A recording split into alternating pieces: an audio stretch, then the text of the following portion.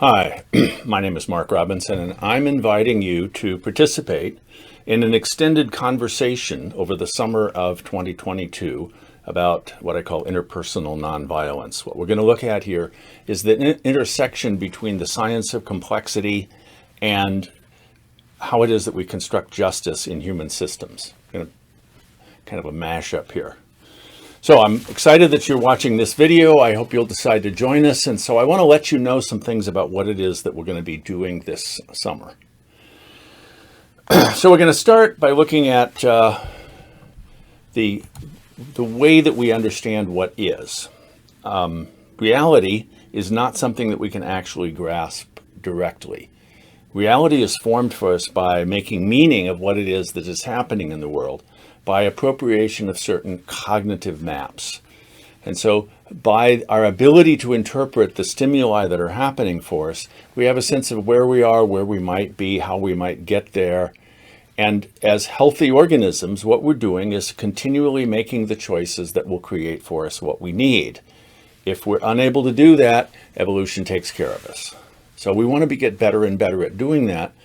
And we as humans have come to the place now where we are able to get our technology out in front of our wisdom so that we're not necessarily making the best possible choices.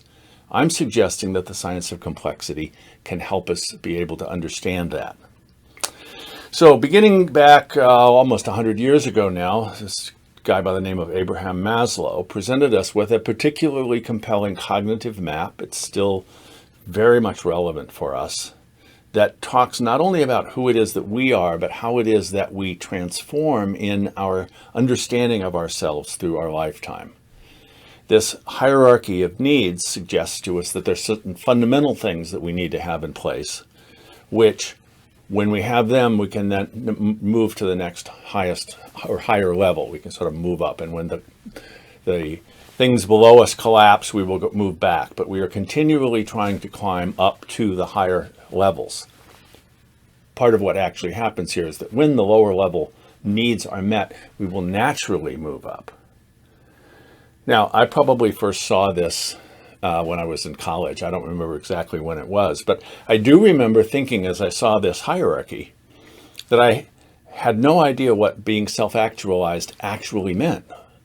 But I had absolutely no doubt that I wanted it. We are, as humans, part of what's built into us is that we are seeking to be more than we have been before. And so we are engaged in this developmental process of growing up and becoming more mature. All right, so as it turns out, actualization, as nearly as I can tell what Maslow had in mind about this, is not a place that we get to. It's not an endpoint. It is, in fact, an asymptote, which is a fancy word for a limit that we can approach but never fully reach. And so like enlightenment, which we're never fully enlightened, we experience little enlightenments all the time. We learn things that were always true, but we didn't know them before. And so, oh, hey, look at that. And so in this process of continuing enlightenment, we are growing up. And this will naturally happen to us if we simply pay attention. If we're paying attention to what's going on with this, we will continue to develop. But our capacity to do that and to be as fully actualized as possible is greatly improved when we have the capacity to form and use complex maps, by which I mean those that aid our fluency. We're better at being able to do what we need to do. We have agency. We're more effective in what it is that we're doing. And we have integrity. We're actually holding together all of the perspectives that make up who we are, so that being well integrated, being powerfully able to act, and being skillful at the way that we show up really helps us move to a higher level of development. Okay, so we want to get clear about this, except that turns out we can't actually know what's really going on, because reality is itself chaos. The more we pay attention to something, the more we see how chaotic it is. So we will necessarily, as humans, not see everything. We will only see what we need to see in order to make sense of things. We will filter out a part of our experience in order to form a kind of cognitive map that works for us. So this is a map of various complexity-related disciplines this is actually not even the most recent version of it, but you can see that there are all of these different disciplines that come together in in the realm of what's considered to be complexity sciences. We're not going to look at all of this. This is way more than we really have the capacity to work through, but we're going to use the science of complexity to understand what's happening in the world, such that we can individually make better decisions in a way that transforms the world towards justice. Now, this is a visualization of the Mandelbrot set. Many of you have seen this before. This is a depiction of fractals. But I share this with you because this is an example. I can give you an example of what's the hidden reality that's behind what we actually see. This is just a mathematical equation, but it looks like it's alive because of the way it's rendered, and what we experience within our lives. We see similar kinds of designs showing up, like in the leaves of ferns and so forth. So we want to be able to develop a capacity to figure out how to make sense of the world that takes into account the inherent complexity of what is real by developing robust cognitive maps that are able to do, and to be really robust, they really have to be able to do three things. They have to be valid, which is to say, from some perspective, this way of looking at it is real. We're not looking at false facts here. These are true facts. This is actually what's going on. They have to be perspectives that are relevant to what it is that we're looking at. There are lots of perspectives that may be true, but they're not relevant to this issue or not central to this issue. And diverse. We need to have perspectives as we're forming this cognitive map that are as varied as possible, so that we can see from as many points of view as possible. The more points of view that we bring to any given situation, the more we can see it with depth. Okay, so we want to have these cognitive maps that take into account the complexity of reality, such that we can grow into greater and greater maturity. We mature physically. We grow up as a capacity, to walk and talk, and sometimes people feel like, oh, I'm 21 now, I'm fully matured. Maybe my body is as grown up as it's going to be, but our mental capacities continue to grow, thankfully. And so we begin to be able to think in more and more complex terms. That is, to be able to take into account more and more of what it is that's actually arising in our lives. So it's critical that we continue to grow up cognitively by appropriating really good maps. So that's one of the things that we want to be doing in this process here. So in the course, in this summer, what we're going to do is we're going to begin by looking at what is it that is happening sort of at the 30,000 foot level as about the science of complexity. What does the science teach us? But we want to apply that science then to the 300 foot level, which is, how is it that we as humans have created the world in which we live that is in fact a whole set of complex adaptive systems? And ultimately, we are the particles within this system. We are the elements. We are the agents that are creating these systems. So how do we use the science of complexity to make sense of the world, such that we then are making the best possible choices? Now, one track, that bottom, that 3 foot track that we're going to be doing in the class this summer, is essentially a class that I've been teaching for many years, which I call Just Conflict. The idea is that if we're really good at understanding what conflict is about, it's just conflict. And if we do it well, we actually create justice through the resolution of conflict. So I'm not going to go into the details of this here, but I just want you to know that there's a part of this course that is a very robust and well validated process for figuring out how to use the conflicts that we all experience in our daily lives in a way that we can improve the quality of not only our own lives, but the lives of those around us. So that's a piece of what you're getting as a part of the conversation this summer, right? The just conflict sequence is taking the incredible complexity of our lives and trying to make it as simple as possible. Because as Einstein said, we want to choose the simplest solution possible, but no simpler. Because there are some maps we have, some ways of understanding the world that are simply too simple to make sense of things. The world really isn't that simple. So science is the art of making chaos simple, taking what is actually a chaotic world and figuring out what it is that I need to pay attention to and how to address it in a way that's simple enough that I can actually do it. Except sometimes we make it too simple, because we take the chaos and we figure out what are the patterns in chaos, and we understand the complexity of things, and we simplify that down into a complicated set of steps such that we can then do a simple thing. So a simple thing like baking a cake is actually very complicated, because you have to do a whole series of steps well enough in the right order. But if you do, you're going to end up with a cake. But if you really look at what's going on in the complexity of the ways the chemicals within the cake, how does the cake come to be? It's really a very complex physical system. We don't have to understand that. All we have to do is follow the instructions on the cake box, right? We can make it as simple as possible, even though what we're dealing with is a chaotic system. So we want to understand complexity as fully as we can, because the more we can really see the world in terms of the inherent complexity of things, the more tools we have for addressing the problems in the world.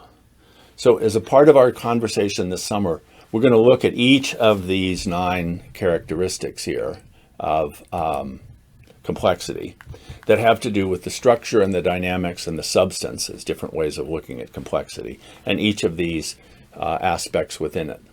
But for right now, I just want to deal with this one that's about emergence. This is one of the dynamics, and to suggest that that is something that we can look at even as it's arising in the immediacy of this conversation. We are creating a kind of understanding of emergence here.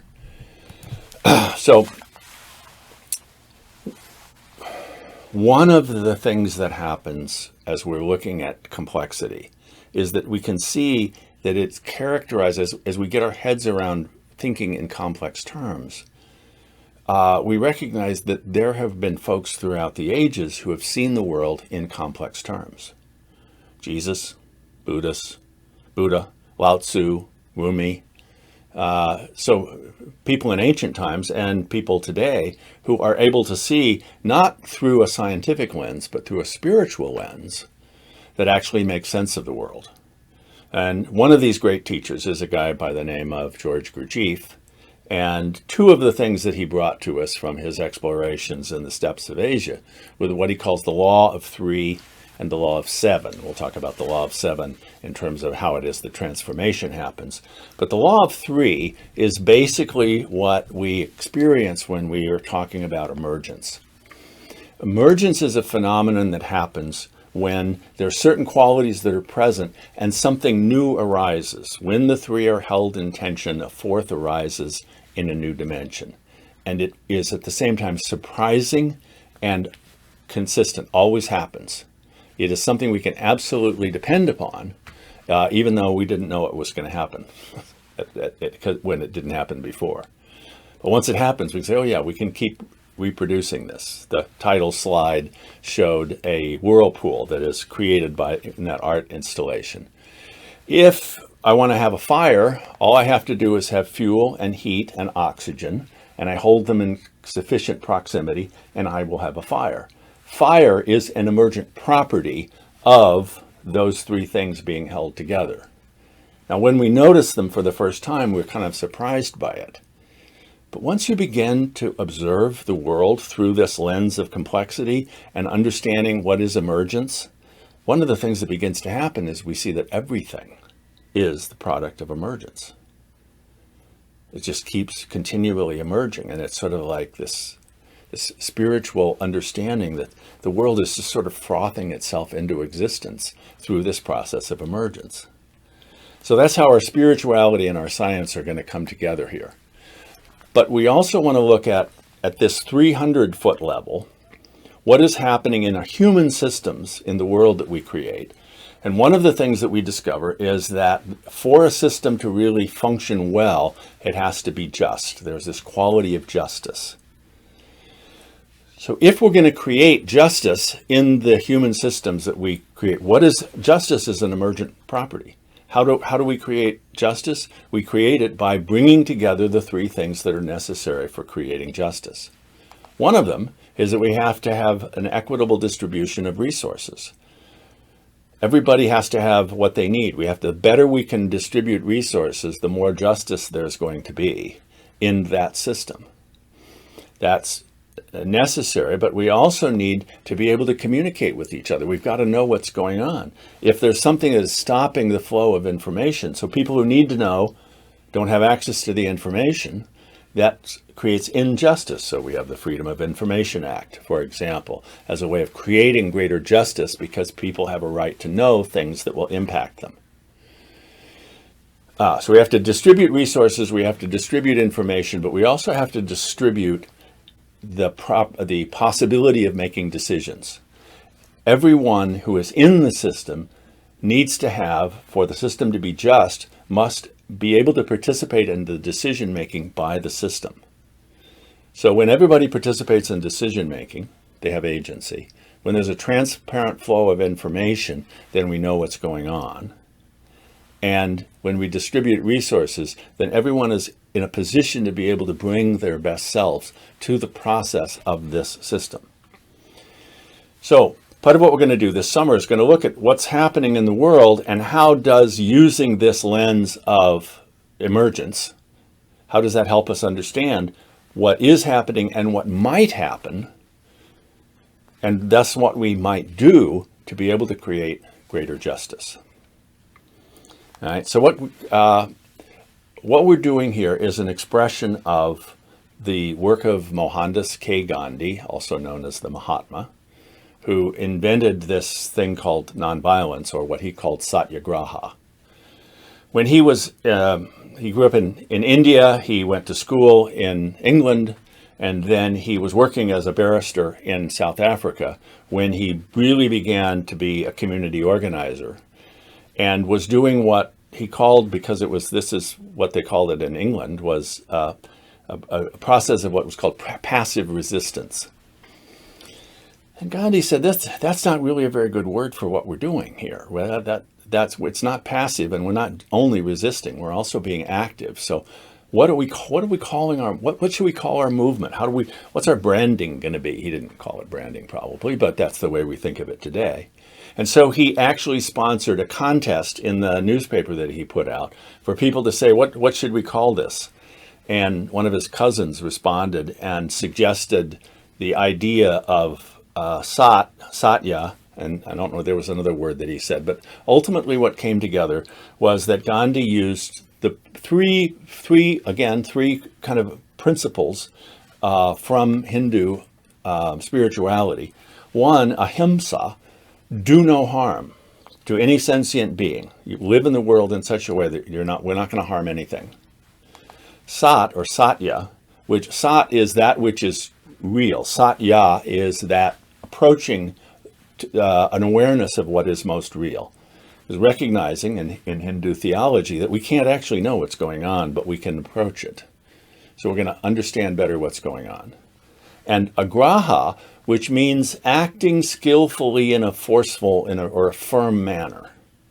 So if we're expressing satyagraha, we are acting in a forceful manner consistent with what is true in a way that does no harm. So Gandhi had folks who were working with him living in an ashram, and they referred to themselves as satyagrahis. We are those who are strong and skillful. We are grounded in that which is most true or real, and we are acting in a way that does no harm. So my invitation to you is to join this summer in a process of becoming a satyagrahi, being able to show up in the world in such a wise, peaceful, but powerful way. So beginning in the second week of June, and I have set the date for as June 9th, a Thursday evening at 7, we will be meeting for an hour and a half or 2 hours. If that date doesn't work for you, let me know if you want to be in the class, because I'm pretty flexible about this and we'll see what works the best for the most. But we will be getting together at least once a week, every week on Thursday or whenever we decide, for a conversation about the content of the class. The conversation will not be me lecturing to you. What you're going to get as a member of this program is you're going to get videos from me, very much like this one, which you will have a chance to watch and watch again, and there will be handouts. There'll be lots of material to bring up the topic of the week, which will occur at 3 levels. The 30,000 foot, we're looking at what the science of complexity has to say. At the 300 foot level, what's actually happening in the world in terms of unjust systems. And at the 3 foot level, we're going to be looking at what's happening in our own lives and bringing our own issues to bear on whatever this topic is for the week as we work through this. We will also meet in small self-selected groups, so 3 to 5 people meeting together every week to have a conversation, to do the homework, to share with each other what you're struggling with, what you're excited about. So you'll have a kind of a home group. And each week you'll have a one-on-one conversation with somebody in the class, so that hopefully by the end of the summer, everybody's had a chance to have an in-person, virtual conversation with everybody else in the class, right? Now there's a further component of this, which is an online community group that's called pilgrimage.circle.so, and this is the site, and you can see here, this is the home page. There are various conversations here. The conversation that we'll be in is in this space called Interpersonal Nonviolence. There's actually nothing in this space yet because it's we haven't started the class yet. But to give you an example of what could be in the Living with Intention group, it's a Sunday night conversation. This is a group of folks who get together, and for some reasons this is loading really slowly.